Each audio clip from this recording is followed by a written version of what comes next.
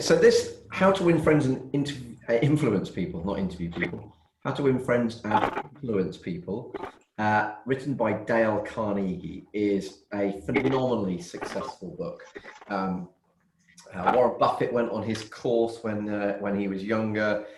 It's just an incredibly successful book, as you can see from here. Sold over 16 million copies.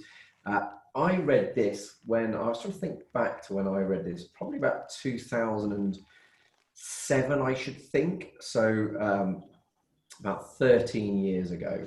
And it still holds, there's a whole lot of principles that I still kind of refer back to, but I haven't actually been back and reread the book since 2007. I could remember significant chunks of it, but it was a really good exercise to go back and just remind myself of the principles. In fact, I had forgotten how many good principles there are in this book. So I've actually, by going through a book summary, I've actually had to trim down the book summary because there was just so much, so many good points from it. So I don't want this to replace you reading this book, because I think it's an incredible book in terms of just getting on with people better. And so therefore, I would really encourage you to read this book, but hopefully this will give you a taste for what it's all about. So the first part of the book is really about the fundamentals of techniques around handling people. And it starts off with first principle, which is don't criticize, condemn, or complain. And it talks about a world famous psychologist, B.F. Skinner, who proved that animals that were rewarded for good behavior learn much faster and retain what they learn far more effectively than animals punished for bad behavior. So it's always better to reward people with good behavior than try and punish people with bad behavior. Since then, further studies have shown that this same principle applies to humans as well. So he did it with rats in cages with sounds and pellet feeders, but also electric shocks and all that sort of stuff. But criticizing others doesn't yield anything positive. So if you criticize other people, it never yields anything positive. Criticism is futile because it puts a person on the defensive and usually makes them strive to justify themselves. So don't criticize, condemn, or complain. Second principle it talks about is to give honest and sincere appreciation. So the only way we can get a person to do anything is by giving them what they want. What do most people want? Well, there is one longing almost as deep ingrained as the desire for food or sleep, and that is seldom gratified, and it's the desire to be important. So a quote from William James that's referenced in the book is, "The deepest principle in human nature is the craving to be appreciated." So we must be careful to keep in mind the difference between appreciation and flattery, which flattery seldom works with discerning people, as it appears shallow and selfish and insincere. Flattery comes from the tongue, but appreciation comes from the heart. So with words of true appreciation, we have the power to completely change another person's perception of themselves, improve their motivation, and be a driving force behind their success. So give honest and sincere appreciation. Principle number 3 that he talks about in this book is to arouse in the other person an eager want. And he talks about this concept of giving them what they want. So, if your favorite dessert is strawberry cheesecake, which is a pretty good choice, if you would use that to entice them into something. But if you took a strawberry cheesecake and took it fishing, then you probably wouldn't catch many fish. You'd be better off fishing, using a bait of worms. So Lloyd George, Great Britain's Prime Minister during World War I, who stayed in power long after other wartime leaders had been forgotten, was asked how he managed to remain on top as long as he did.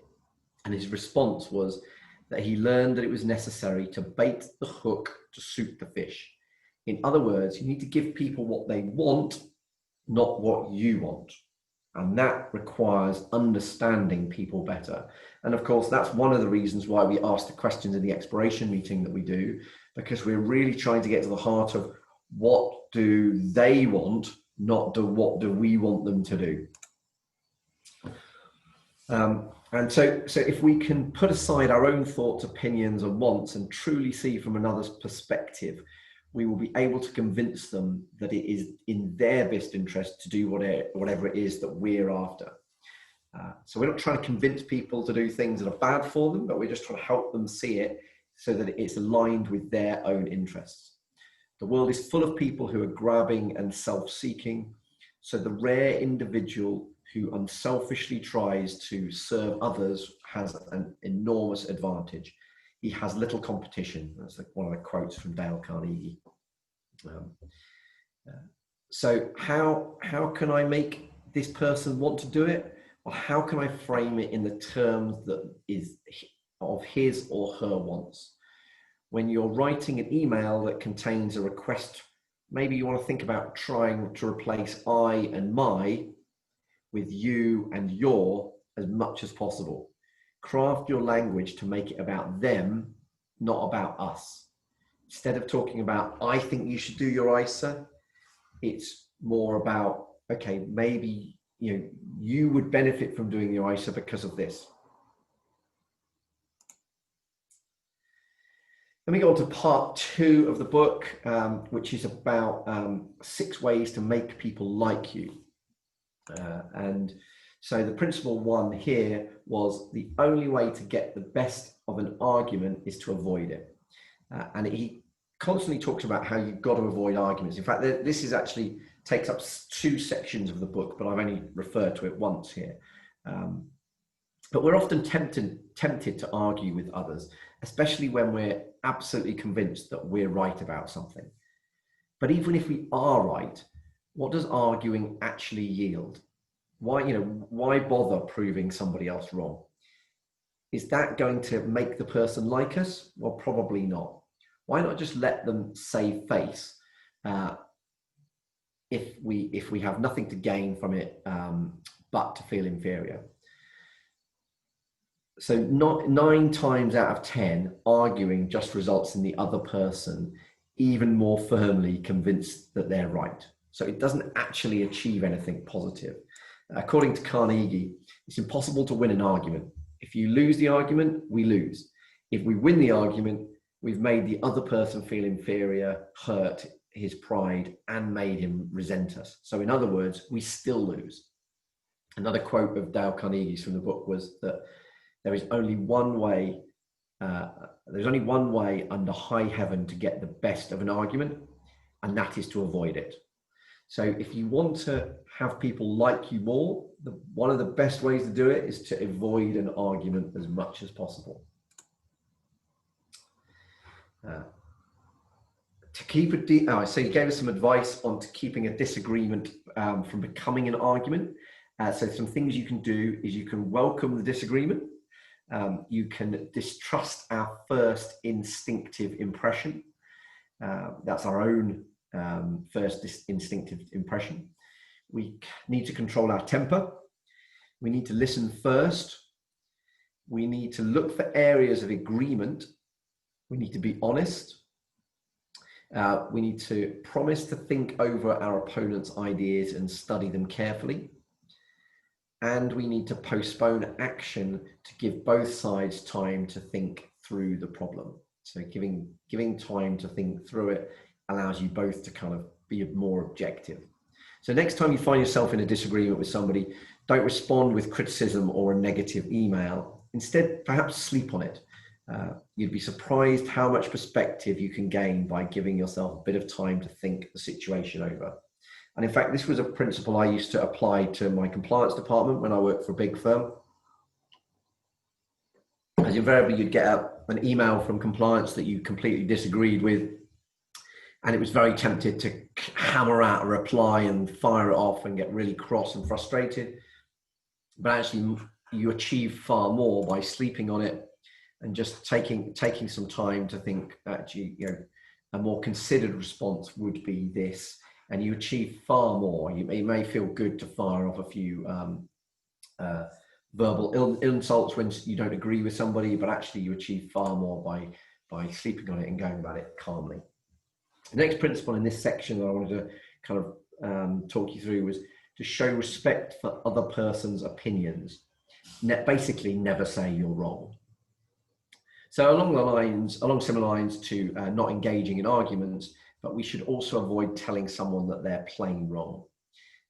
If you're going to prove anything, don't let anybody know it. Do it as subtly as you possibly can, so that nobody really feels like you're doing it.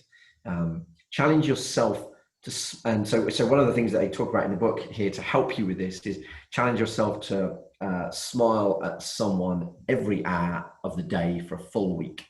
That's something you might want to try. So show respect for other people's opinions. Never say you're wrong. Another principle within this section of the book is to remember that a person's name is to that person the sweetest and most important sound in any language. So a person's name is an incredibly powerful thing. It's an embodiment of that person's identity.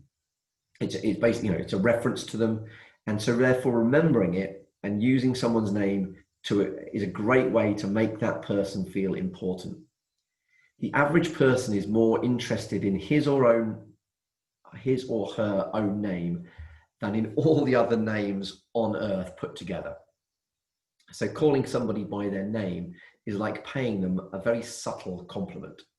So next time you meet somebody new, make a sincere effort to remember their name, repeat their name several times and try and associate it in your mind with their features or their expression or something you've learned about them. Sometimes I'll try and if I get introduced to somebody, I'll try and remember their name by instantly thinking of a famous person that looks like, that has that same name. But constantly trying to reuse that name, their name, is like music to their ears, and so therefore it's you don't want to overdo it, but it is a really powerful way of having them warm to you much more. So yes, remember to use their name. The next principle I thought was worth covering is that it's absolutely vital to be a good listener. If you want to win friends and influence people, you've got to encourage others to talk about themselves. So Dale Carnegie, in this part of the book, explains that he once attended a dinner party where he met a botanist whom he found to be absolutely fascinating. And he listened to this botanist for hours with excitement as he kind of spoke about exotic plants and indoor gardens until the party ended and everybody left. But before leaving, the botanist had told the host of the dinner party that Carnegie was a most interesting conversationalist and gave him several compliments. And of course, really, actually, Carnegie hardly said anything at all. What he'd done was listen intently. He'd listened because he was genuinely interested. And if you want to know how to make people shun you and laugh at you behind your back and even despise you, there is a very simple recipe to do it. And it's to never listen to anybody for very long. If you talk incessantly about yourself, if you have an idea while the other person is talking, or don't wait for them to finish, or you burst right in and interrupt in the middle of a sentence, that is the quickest way to annoy somebody. So if you want to win friends and influence people, you've got to be genuinely listening. And the more genuine listening you can do, the more powerful that will be. And again, it's one of the reasons why the questions are mapped out for the exploration meeting, to force us to ask people good questions, but then to sit back and listen and try and really probe and try and really understand what's important to the client. So you've got to be a good listener, and you've got to encourage them to talk about themselves, because people quite often, my experience of exploration meetings is that they're quite often reluctant to do this. So you've actually got to ask them open questions. It's no good asking them closed questions where you get a no or a yes answer. You've got to ask them open questions like, if we were sat here a year from now, What's got to have happened for you to be happy with the progress you've made? So you've got to be a good listener.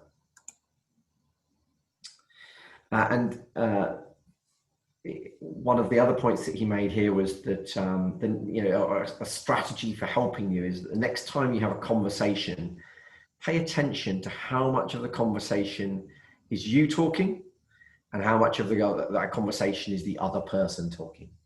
How much listening are you doing versus talking? And try and aim to get to the point where 75% of the conversation is you listening and only 25% is you talking.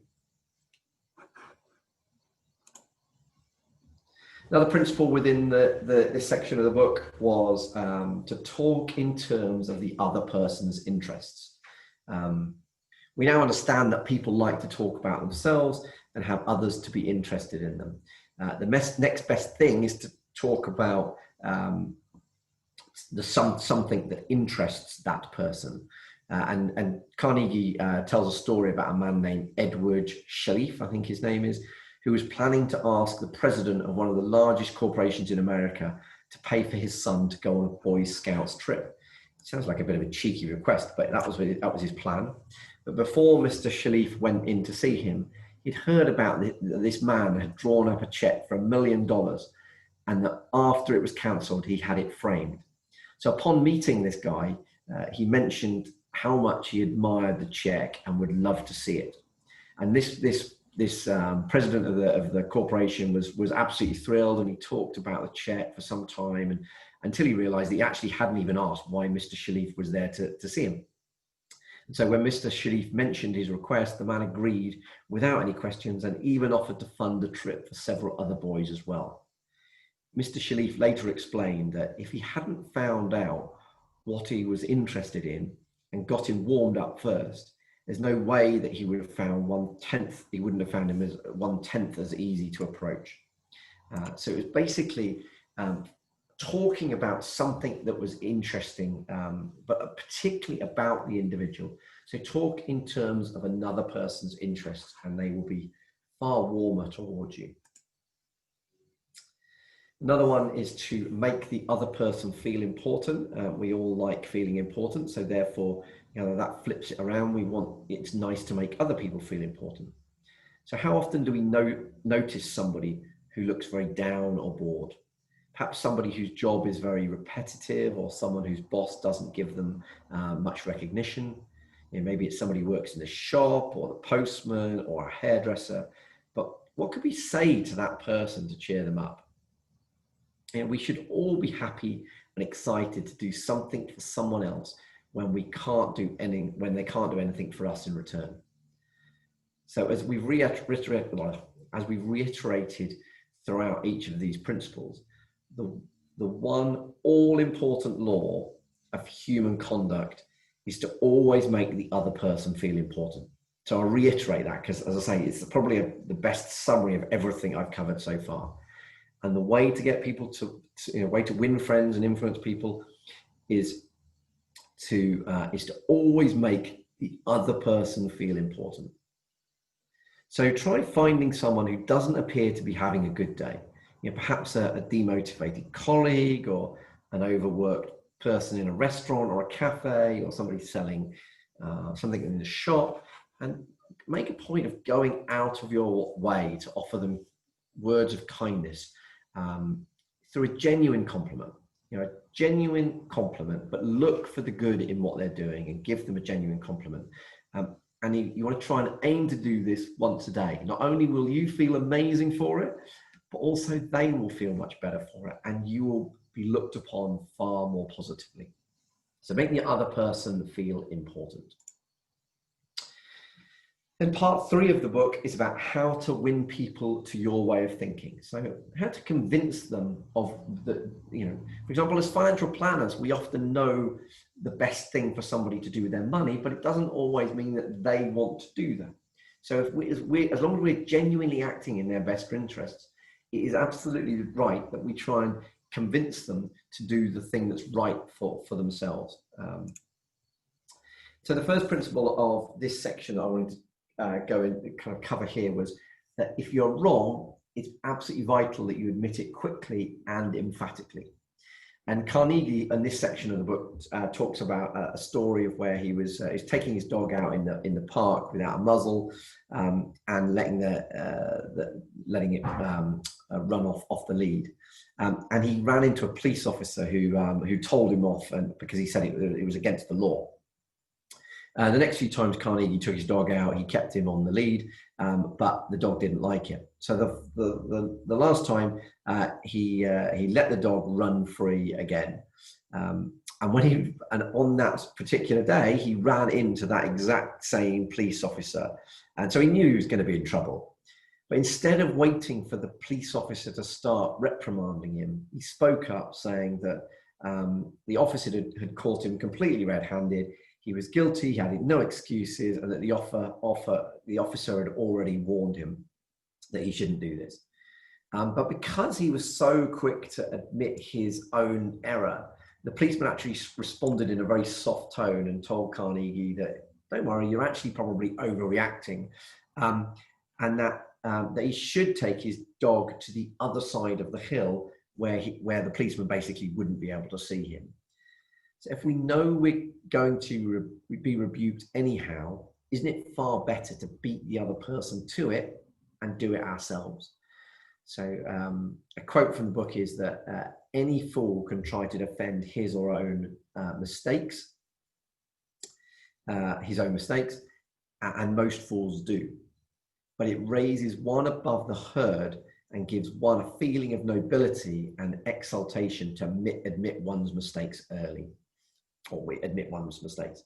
So if you've made a mistake, it's much better to phone up the client and say, look, I'm really sorry, I've made this mistake. We will correct the error, as opposed to waiting to be scolded by the client or your colleague or anybody else. So if you are wrong, admit it quickly and emphatically. Another great way to win friends is to begin in a friendly way. So if we approach the other person with our fists doubled, this will only lead to the other person to double their fists twice as fast. If instead we come to them and say, look, why don't we sit down and talk this through so we can understand why we disagree, then we're far more likely to find a better way to deal with it. As Abraham Lincoln said, a drop of honey catches more flies than a gallon of gall. So always think about, right, rather than going in guns blazing, if you get a response that you're not happy with, just think, well, how can I go at it in a friendly manner?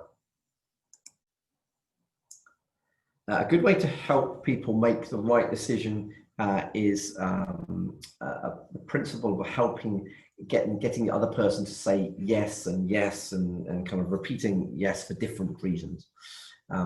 So when talking to people, we should never begin with the points that we disagree on. We should always start by emphasizing the things on which we agree and be sure to convey that we're both striving for the same result. Our differences are in the method, not the purpose. So we're all trying to get to the same place, and we've got to agree on that, but there might be some debates as to how we get there. So the key is to keep the other person from saying no, as this is a very difficult sentiment to overcome later on. As soon as someone starts saying no, all of their pride rests upon being consistent with that no. So when a person says no, he or she immediately withdraws themselves and their guards against acceptance. So what we want to do instead is to get the person saying yes as soon as possible. This starts the person moving in an affirmative direction where no withdrawal takes place. Our opponent now has a very accepting, open attitude. So Socrates kept on asking questions until finally, almost without realizing it, the people he was chatting to found themselves embracing a conclusion they would have bitterly denied a few minutes previously. Now, this is actually known as a common sales technique. Whether you want to refer to it as that or not is up to you. But it does, if we agree that the outcome is, like, let's say, for example, with the client, we might be saying, well, the outcome is that we want to get you to a point where you can afford to retire. So do we agree that that's the goal? We might disagree with how the best way to do that is, but if we agree that the goal is that, and do we agree that to do that, we've got to get our money working as hard as possible? Yes, okay, we do. Well, and do we agree that one of the ways that we can get the money working as hard as possible is to save tax? Well, yes, I do that. And do you agree that a great way of saving tax is to use a pension? Yes, I do that.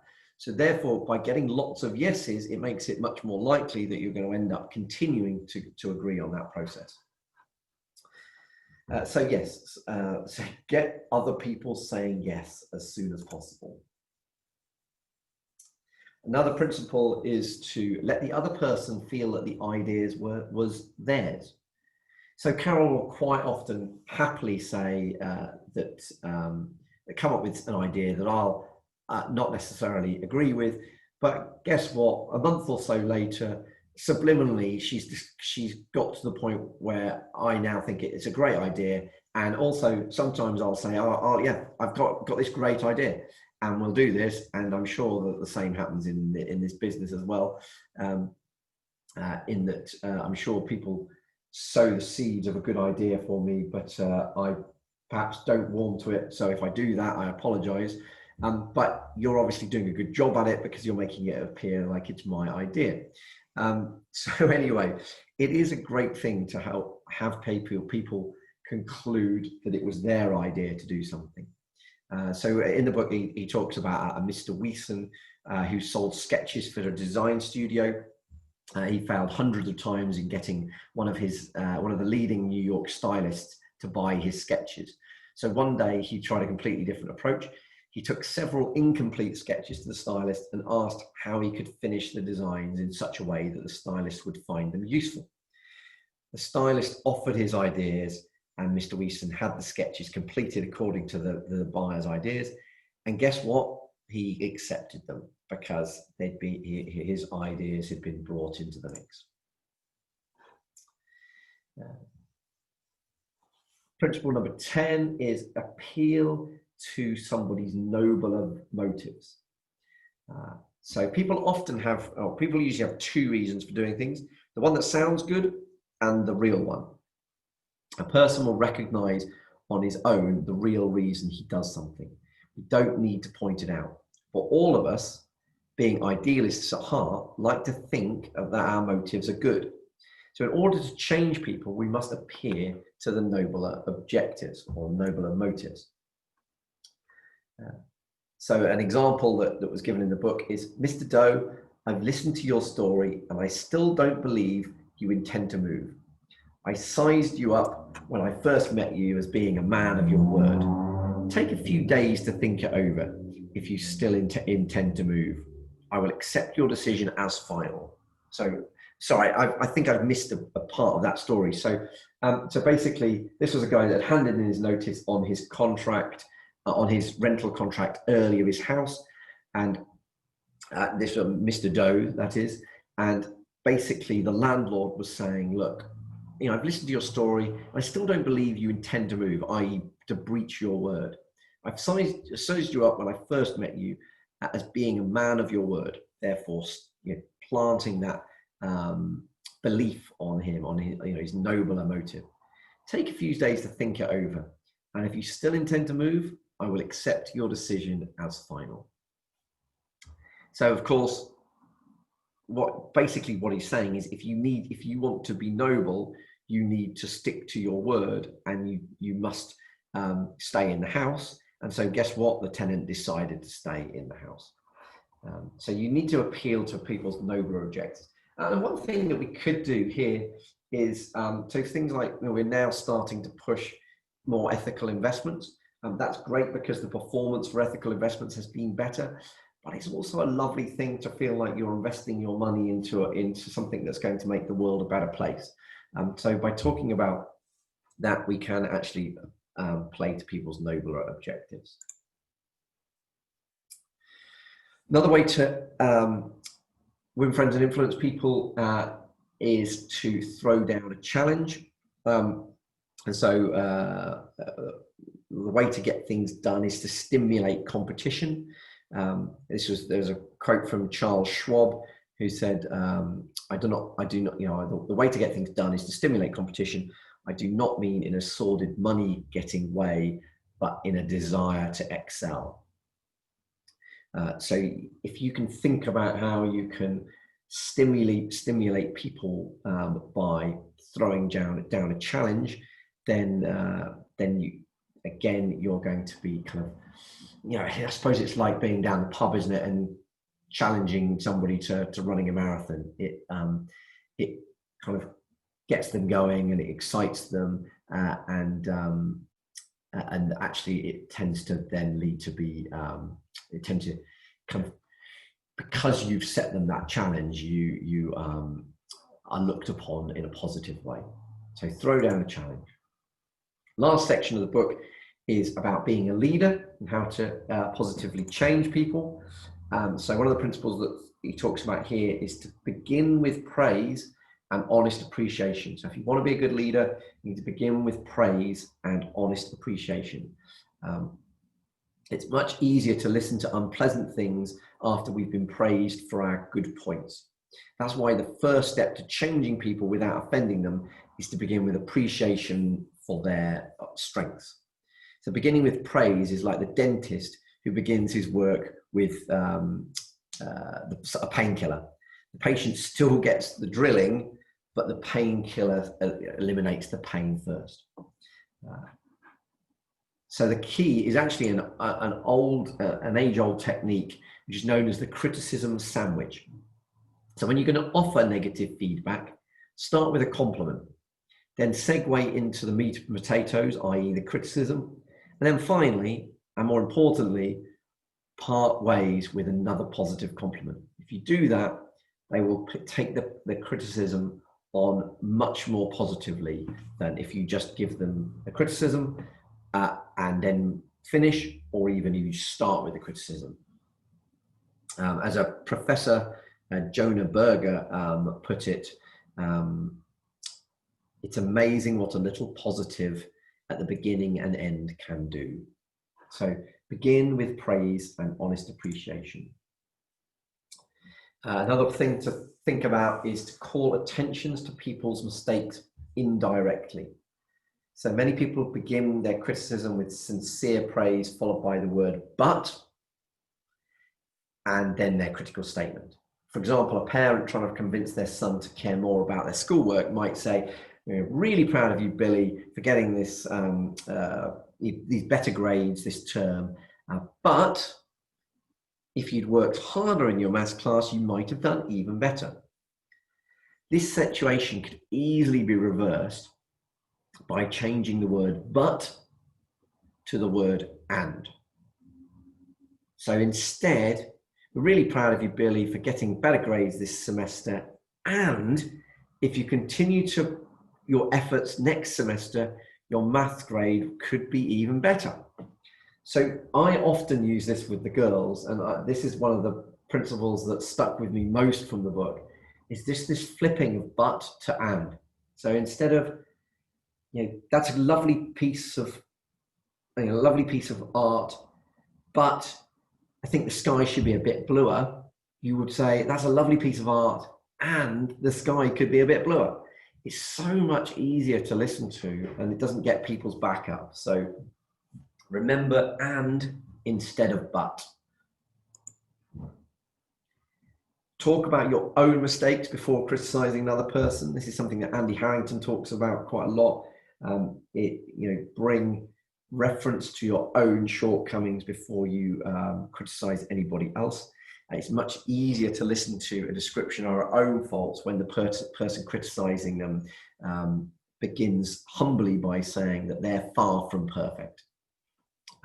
So Carnegie gave an example of hiring his niece to be his secretary, and she made a whole load of mistakes on the job, and whilst Carnegie was tempted to criticize her for her flaws, he took a step back and realized that actually he was twice as old as his niece, and he had had 10,000 times her business experience. So how could he possibly expect her to have the same viewpoint as him? So he realized that actually she was performing better than he'd been doing so at her age. And so when he approached her to give her feedback, he told her that actually she made a mistake, but goodness knows it was no worse than the many he had made himself. So drawing attention to your own mistakes, even when one hasn't corrected them, can help convince somebody to change their behavior. So when you're thinking about criticizing somebody, ask yourself, what was I like when I was at that age, or when I'd got that much experience in this job? Another great piece of advice from the book is to ask questions instead of giving direct orders. Instead of saying, do this, don't do that, you might want to say something like, you might consider this. Do you think this would work? We all know that asking questions is a far softer way of getting there, which is why we encourage the financial planners to do so with clients, is to ask them questions. What was the thinking behind not using your ISA allowance and putting your money direct into shares? Or what was the thinking about ignoring pensions for the last 5 years? You might not agree with these statements, but if you ask them genuinely what their thinking was behind it, then they can usually admit that actually it wasn't the right approach. Give the other person a fine reputation to live up to. This is something I've heard done in our industry before, but I suppose it's similar to the principle of appealing to people's nobler motives, giving them a high reputation. So if you want to improve a person in a certain aspect, act as though that particular trait were already one of his or her current characteristics. So you might say something like, I respect the fact that you're always willing to listen and are big enough to change your mind when the facts warrant a change. Something I've heard other people say is, one of the things I love about you is you're a good decision maker. And then, of course, what you're hoping that means that they can actually get on and make a decision later on. So give the other person a fine reputation to live up to. And use encouragement. Make the fault seem easy to correct. So if we tell our children, spouses, employees, team members that they're stupid or bad at a certain thing, they have no gift for it, or they're doing it all wrong, we strip them of any motivation to improve. If instead we use the opposite technique and openly encourage them as they take steps towards improvement, we'll inspire a much higher level of motivation to continue. So be liberal with your encouragement. Make the thing seem easy to do. Let the other person know that you have faith in their ability, that he has an undeveloped flair for it, and he or she will practice until dawn comes in the window in order to excel. So all of these sorts of things will actually improve that person's outlook, rather than simply telling somebody that the goal is out of reach.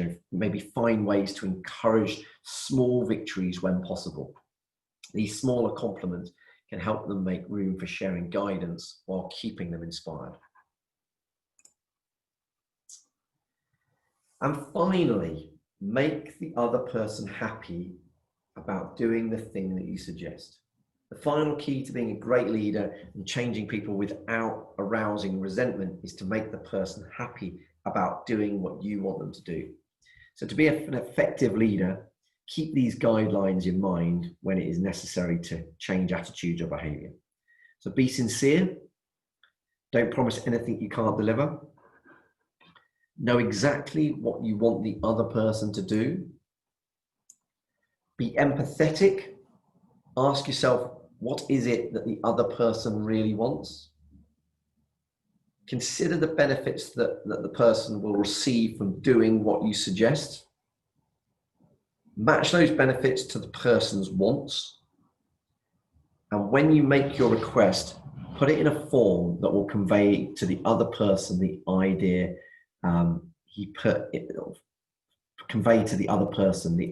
that he personally will benefit. So how will he benefit from that request? So make the other person happy about doing the thing that you suggest. So there we go. That is a summary of how to win friends and influence people. As I said, I didn't even go through all of what I found in the book summary. It is such a brilliant book that actually, by reading what I read this morning to put this presentation back together, has made me want to go back and read it again, and I will read it again over the course of the coming months. So with practice, it will become even more natural to apply these principles every day, and soon you will be masters of the art of human relations, and you'll be making friends and influencing people.